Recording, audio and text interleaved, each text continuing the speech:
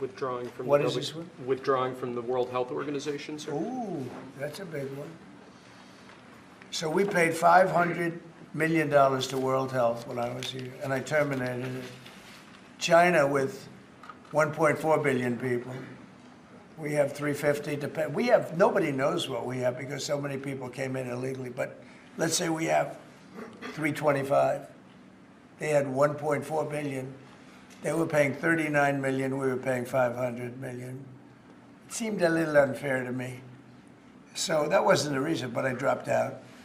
They offered me to come back for 39 million. In theory, it should be less than that, but you know. And when Biden came back, they came back for 500 million.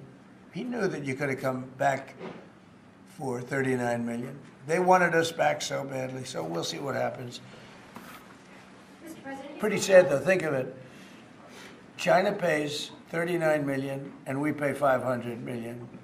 And China's a bigger country. Mr. President, you spoke about inflation today in your remarks.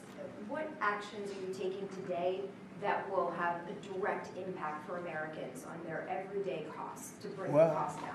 The biggest thing and factor for inflation is energy. They screwed up my energy policy. And then they went back to it. You know, they hurt it really badly, and then they went back to it, and they started drilling more, but by that time it was too late. Many of these things that we're signing and that Doug Burgum is going to be signing, and Chris Wright, who's phenomenal at, you know, Energy, Department of Energy, we're going to be taking a lot, we're going to make a lot of money from energy. We have more than anybody else. We're going to make a lot of money from energy. We're going to make a lot of money from tariffs. You know, European Union charges us, they have a VAT tax of 20%, but it's really much higher than that. And that's the equivalent, almost the equivalent of a tariff. And they're tough. They're very tough. They don't take our cars. They don't take our farm product. They don't take almost anything. And yet we take their cars and we take their farm product.